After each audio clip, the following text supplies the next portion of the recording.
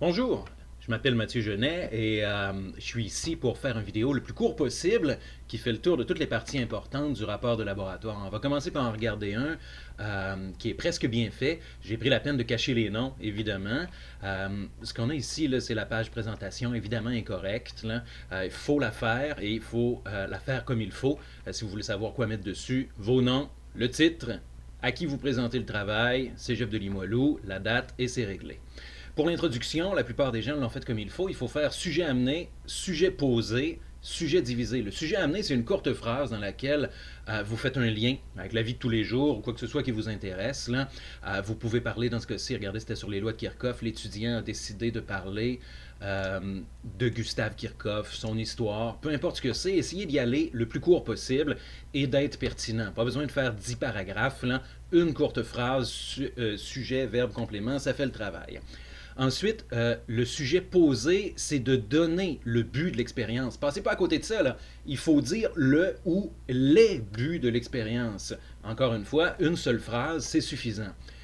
Le sujet divisé, c'est la partie où vous devez nommer toutes les sections du laboratoire. Toutes les sections du laboratoire, ça veut dire qu'il faut nommer la théorie, la stratégie expérimentale, l'analyse, les graphiques, la conclusion, etc. Vous dites comment le rapport de laboratoire, le document que vous présentez, va être divisé. Dans la partie théorie, il faut donner les équations essentielles et seulement les équations essentielles qui reflètent les lois physiques et les principes physiques importants dans votre laboratoire.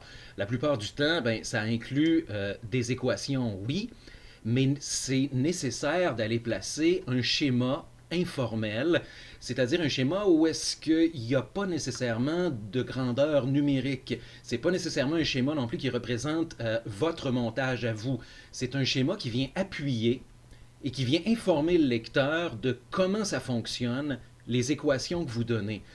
Par exemple, ici, pour la loi des nœuds, les étudiants ont dessiné un nœud, c'est très pertinent, et ont placé les courants entrants et sortants pour montrer au lecteur comment ça fonctionne, la loi des nœuds.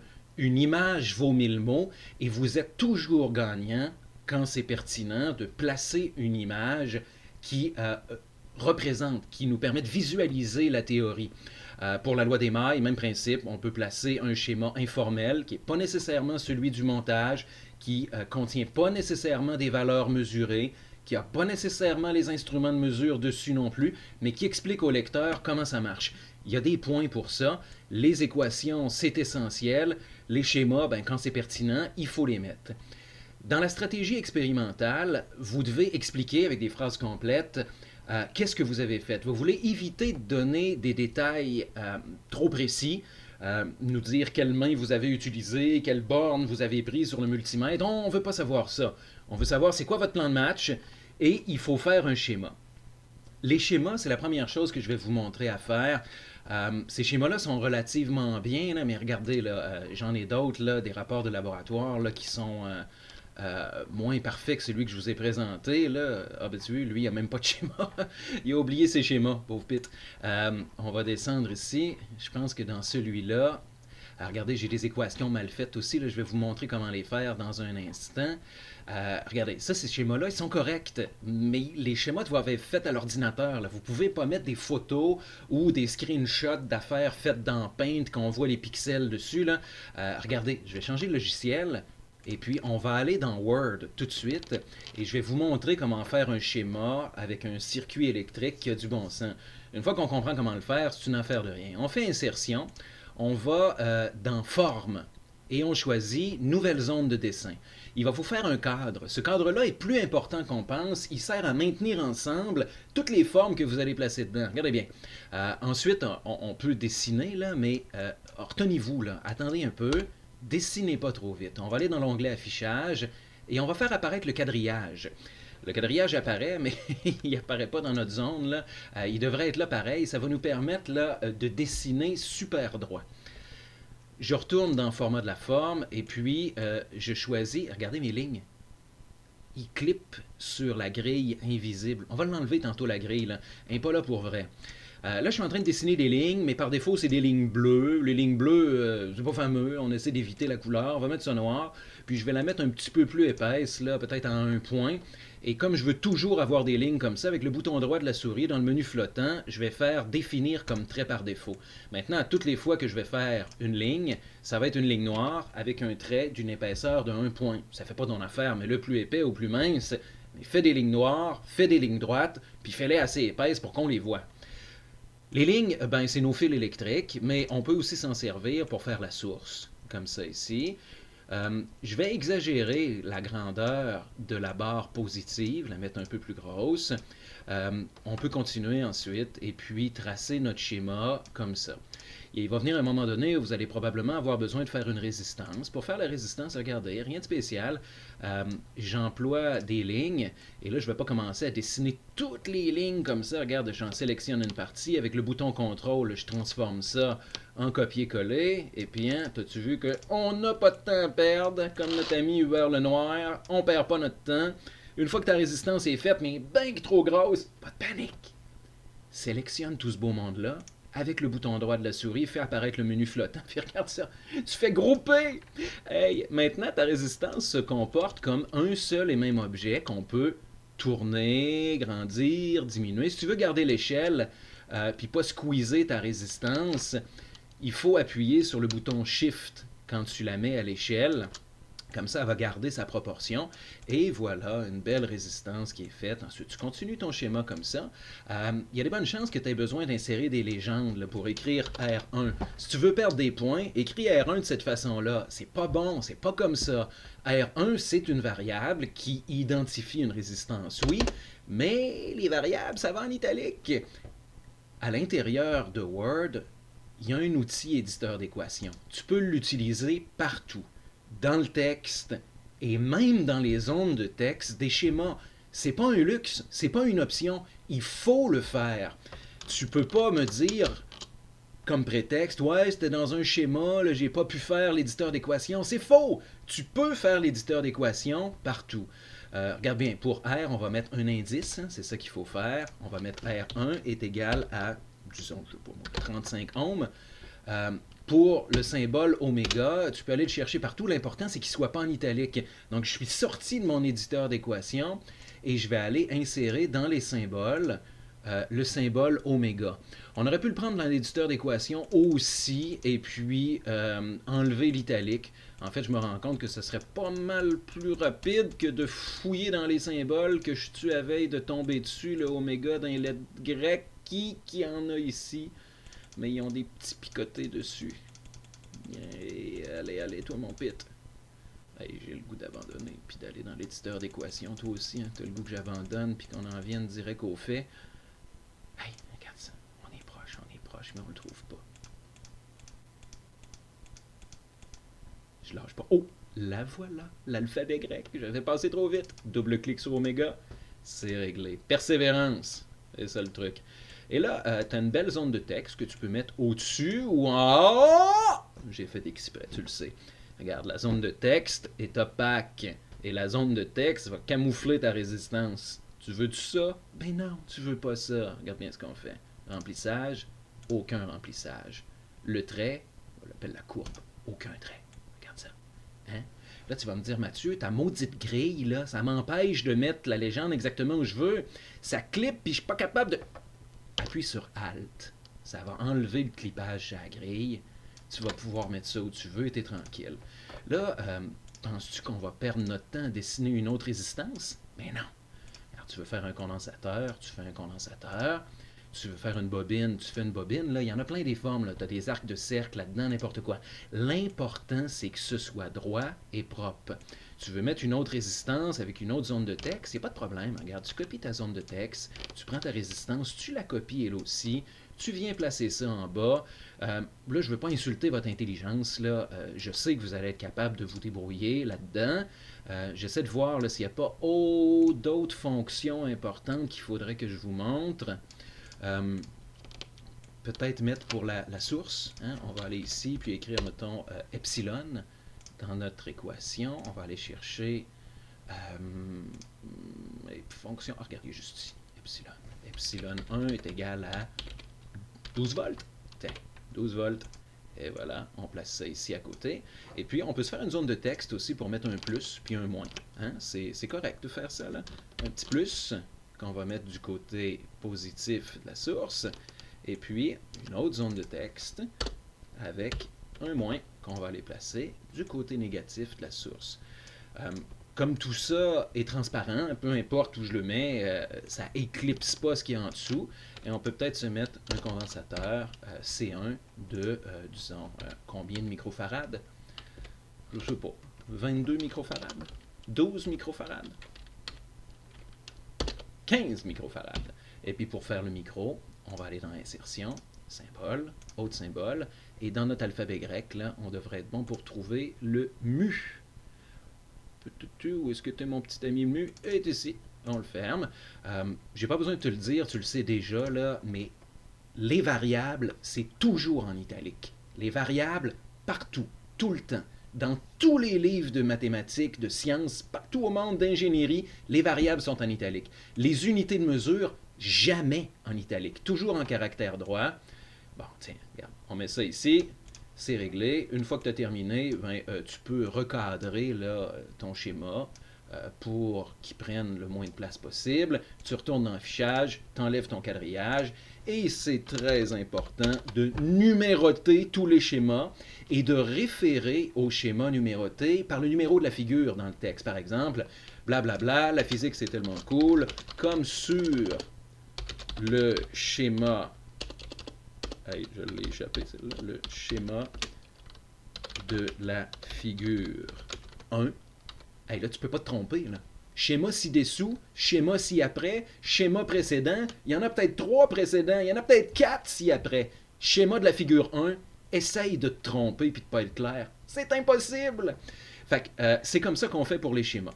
L'éditeur d'équations, ben, tu l'as vu, là, mais si c'est nécessaire, je te le remonte rapidement. Insérer. En fait, l'onglet insertion du menu en haut, tu fais équation, et puis là, écoute, tu manques de rien. Hein. Tu veux des intégrales, il y a des intégrales, les bornes supérieures, inférieures. On est rendu là, c'est nécessaire de faire ça comme ça. Tu continues ton équation, et tu peux mettre des indices, des exposants, les deux en même temps, des fractions. Tu manques de symboles, écoute, pas de panique. Hey, la croix de multiplication est là, hein? La croix de multiplication, c'est le symbole pour la multiplication. Là. Si tu penses qu'une étoile, ça fait l'affaire, tu te trompes. L'étoile dans Excel, c'est bien correct pour programmer nos cellules, mais jamais on utilise l'étoile ou la notation 34E10 pour dire 34 fois 10 exposant 10. On fait pas ça, là. Si tu veux écrire 3,4 exposant fois 10 à la 3, par exemple, ben, tu vas écrire 3,4, croix de multiplication, 10, exposant 3. Et puis tu vas mettre ton unité de mesure après, je suppose. Là, comme je suis dans une équation, je ne perds pas mon temps avec ça. Mais c'est comme ça que ça fonctionne. Et ça aussi, à partir de maintenant, c'est nécessaire. Dans le cours de mécanique, dépendamment qui vous avez eu comme professeur, on vous l'a montré ou pas, c'est la pandémie et puis c'est pas grave. Maintenant, on est maintenant, vous voyez comment le faire, et c'est exigé.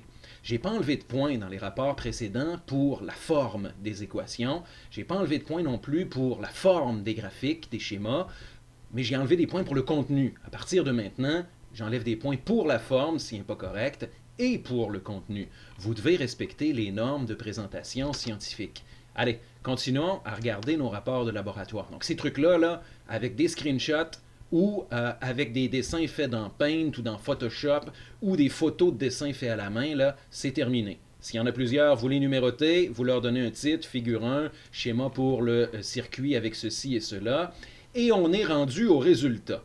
Ça, c'est un tableau qui est mal présenté. On va aller voir des tableaux qui sont mieux présentés. Regardez, les graphiques ici, là, avec les schémas, ils n'étaient pas pires, c'est juste qu'on voit les pixels, là. On voit les pixels, j'ai pas besoin de zoomer beaucoup, là. Je suis pas en train d'exagérer, là. Ça fonctionne pas.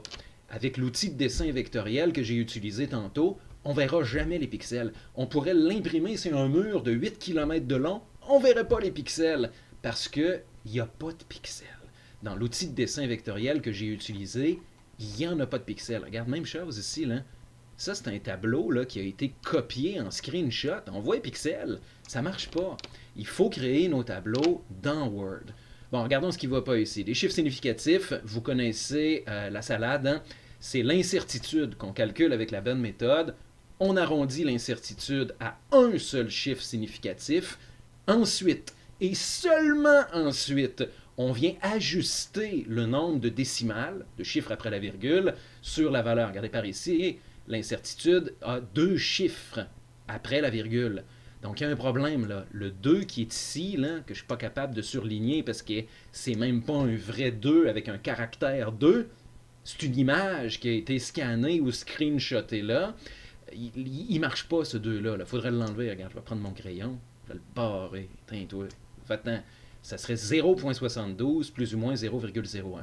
Leurs autres incertitudes semblent correctes, sauf celle-là. Regarde, il y a un 7 de trop, donc il faudrait arrondir le 8 à un 9. Le 402 puis le 007 ici sont corrects.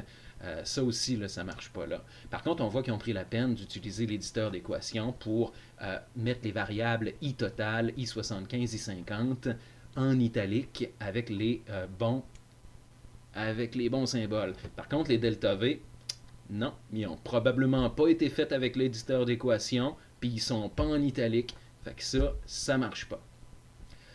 Vous devez utiliser les colonnes triples avec les plus ou moins au milieu, ça c'est correct ici. On met le titre de la colonne en haut dans la colonne, on met le titre du tableau au-dessus du tableau. Eux autres, ils ont juste appelé ça résultat, là. Mais normalement, chaque tableau est supposé avoir un titre intelligent, et puis vous placez le titre à l'extérieur du tableau, pas dans le tableau, à l'extérieur. Ensuite, quand il y a des incertitudes qui sont variables, comme c'est le cas ici, regardez, les chiffres significatifs sont encore pas corrects, là. Tu mets les plus ou moins dans une colonne fantôme au milieu, les incertitudes à droite, les valeurs à gauche, et puis tu ajustes tes chiffres significatifs. Pour les exemples de calcul, on fait ça avec l'éditeur d'équations, dans ce genre-là, ça a bien du bon sens. Et puis, pour la présentation des résultats, là, si vous choisissez le pourcentage d'écart, vous montrez comment vous l'avez calculé. Si vous choisissez un diagramme de comparaison, même principe, on va faire ça dans Excel, mais on ne va pas prendre un screenshot. Même affaire pour les graphiques là, linéaires. Dans le rapport Kirchhoff, il n'y en avait pas, là, mais il y a des bonnes chances que vous en ayez. Regardez, là, je me suis déplacé dans Excel, et puis j'ai fait un graphique bidon. Là. Mon graphique n'est pas correct. Là. Il manque le titre des axes, les unités de mesure sur chacun des axes, il manque les barres d'erreur. J'ai laissé les points bleus, mais il faut enlever les points bleus pour dégager les rectangles d'incertitude. On a déjà fait ça ensemble plusieurs fois. Ça prend un titre intelligent, c'est pas le cas. Ce que je veux te montrer, c'est pas ça. Je sais que tu es capable de construire un graphique comme il faut, avec les barres d'erreur, avec les incertitudes, chaque chose à sa place. Ce que je veux te montrer, c'est que tu peux faire CTRL-C sur ton graphique, tu peux aller dans Word, et dans ton traitement de texte, tu peux faire CTRL-V. Là, ça, c'est pas une image. C'est vectoriel. Regarde, je zoome dessus, là. Vois-tu des pixels, toi?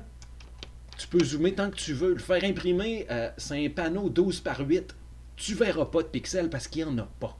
Quand tu fais un copier-coller, CTRL-C, CTRL-V, de Excel, dans la même version, en même temps, dans le vrai logiciel Word, pas l'application en ligne Excel puis Word, ça ne marchera pas, là. Il faut que tu utilises la version de bureau. Tu es sur un Macintosh, tu es ailleurs, tu as un Apple, tu as un Chromebook. Je veux pas le savoir. C'est ton problème. Tu fais des choix. Le Cégep de Limoilou fournit des versions les plus récentes de Microsoft Office avec Word, Excel, Access, PowerPoint, tout ce que tu as besoin. Installe-toi sur un ordi de l'école, au pire aller, puis fais ça là. Ça fait partie des exigences. Si tu décides de faire ça sur tes propres ordinateurs, ben arrange-toi. Honnêtement, ça ne me dérange pas. Tu peux même utiliser LibreOffice ou d'autres logiciels que personnellement je préfère. Mais il faut que ce soit vectoriel. Les autres logiciels le font. Si tu te ramasses avec des dessins pixelisés, avec des trucs qui n'ont pas de bon sens ou qui ne répondent pas aux standards de qualité, pendant que tu as les outils entre les mains, tu n'as pas de bonne raison de ne pas le faire. Donc je répète, c'est dans Excel, tu prends ton graphe, tu le copies au complet, tu le colles dans Word, puis ensuite, il n'y a rien qui t'empêche de déplacer ce graphe-là, de mettre une légende à côté, puis tu fais ce que tu veux, là. Il va se comporter comme du texte normal. CTRL-Enter pour changer de page, insérer les sauts de section. Continuons à parcourir, là, si on ne veut pas perdre notre temps. nos rapports de laboratoire. Loi des mailles, bon, tout ce qu'on a ici. Dans la discussion, on a un paquet d'affaires qui vont là. Entre autres, il faut parler de nos résultats, dire si la pente du graphique, si un graphique a une signification. Généralement, vous savez quoi mettre là-dedans. Je veux attirer votre attention sur les causes d'erreur et puis les limites du modèle. Là, les limites du modèle, ça n'a rien à voir avec les instruments. Les limites du modèle parlent des équations théoriques. Par exemple, pour les lois de Kirchhoff, il faudrait aller voir la loi des mailles et la loi des nœuds qu'on a définie et décrit dans la partie théorie. Et puis, il faudrait faire des recherches. Souvent, c'est pas écrit dans le livre de physique, puis c'est pas écrit dans le ciel non plus. Il faut faire des recherches sur Internet ou dans des ouvrages ou consulter des spécialistes et aller vérifier jusqu'à quand ces lois-là, la loi des nœuds, la loi des mailles, ou peu importe les lois que vous avez, sont-elles valides? Est-ce qu'il existe des conditions à un moment donné dans lesquelles ces lois-là, le modèle théorique, les équations qu'on utilise, fonctionneront plus? S'il n'y en a pas de limite, bah, tu l'écris. Il n'y a pas de limite au modèle connu. Et puis, s'il y a des limites au modèle, par exemple, pour les équations de Newton, c'est mon exemple préféré, les équations de Newton pour la cinématique, la dynamique, F égale ma et compagnie, sont correctes jusqu'à une certaine limite. Jusqu'à temps que les vitesses s'approchent de la vitesse de la lumière. À ce moment-là, les équations de Newton puis la cinématique newtonienne, ça ne tient plus. Si vous vous approchez, ne serait-ce qu'à 50%, 25% de la vitesse de la lumière, les limites du modèle ont été atteintes. Vous devez vérifier si pour vos équations théoriques, il y a ou non des limites du modèle. Si vous me parlez des instruments de mesure, c'est une cause d'erreur. Ce n'est pas une limite du modèle. Donc ça irait dans cause d'erreur. Si vous êtes maladroit, vous avez mal branché les fils, c'est même pas une cause d'erreur. C'est certainement pas une limite du modèle. C'est une excellente raison de recommencer l'expérience. Dans un rapport de laboratoire, on ne peut pas écrire « Ouais, ça n'a pas marché parce qu'on n'est pas bon ». Si tu sais que tu n'es pas bon, t'en sais assez pour avoir le droit de recommencer l'expérience. Tu peux pas mettre ça sur ta faute. Si tu sais que tu t'es trompé, recommence. Refais-le. Ça passera pas. Bon, ça c'était une blague, là, à la fin de la conclusion, vous avez le droit d'écrire une phrase là, personnelle. Allons voir des erreurs là, qui ont été faites ici. Ça, c'est des équations, vous le voyez comme moi, qui n'ont pas été rédigées avec l'éditeur d'équations. Donc ça ne fonctionne pas, les indices ne sont pas en indices, les variables ne sont pas en italique, il y a des barres, on ne comprend rien, il faut aussi écrire des phrases complètes. Vous ne pouvez pas là, garrocher des équations comme ça. Il faut une courte phrase pour nous dire qu'est-ce que vous êtes en train de faire là. Pas besoin d'écrire un roman, mais encore là, il faut écrire ce qu'on fait. Ça, c'est quand même bien. Faites attention de ne pas nommer la colonne incertitude. Là. Oups, j'ai mis un carré noir.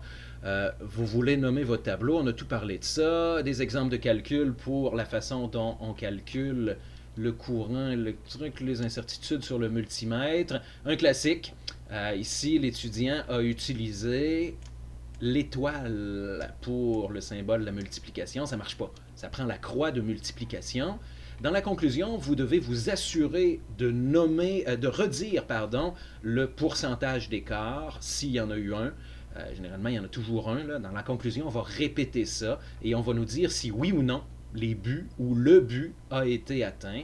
Je fais le tour encore ici pour vérifier s'il ne manque pas des trucs. Non, tout est beau. Je pense qu'on a passé au travers de tout ce qu'il y avait à dire. Ah, une autre chose, regardez ici, là. U égale RI, mais c'est pas bon. Il utilise en fait delta V là, d'autres moments donnés. Faut utiliser les mêmes symboles partout. Là. Vous pouvez pas utiliser U pour la différence de potentiel, et à un autre moment donné, utiliser delta V. Là. On utilise le même symbole partout. Dans notre cas, ce serait delta V. U, on l'a gardé pour l'énergie potentielle.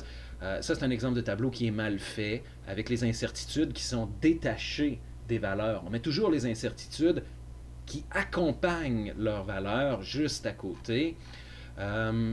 Théorie, s'il manquait des choses aussi. OK. Ça fait le tour. Je vais retourner ici dans Word. Est-ce que j'avais autre chose à vous apprendre? Conception, le graphique est là, les équations, on a fait le tour, et puis dans Excel aussi. Donc, si vous ne faites pas les fous, là, et puis que vous suivez le checklist avec le barème de correction, que vous faites des schémas qui correspondent à ce qu'on a de besoin avec les grandeurs physiques essentielles. Les grandeurs physiques essentielles, là, ce sont les courants, les différences de potentiel en électricité, qui jouent un rôle important dans l'expérience. On veut mettre ces grandeurs physiques-là sur les schémas. Une bonne façon de le mettre, c'est de représenter l'instrument de mesure, par exemple un ampère-mètre ou un voltmètre, et d'aller écrire à côté d'un instrument de mesure, par exemple delta V, epsilon, I1, qui a été mesuré par cet instrument de mesure-là, voltmètre, ampère-mètre, fréquence-mètre, name it. Alors voilà, ça fait le tour. Je vous laisse là-dessus. Si vous avez des questions, vous me contactez par Mio. Bonne rédaction de rapport de laboratoire et surtout, bonne fin de session.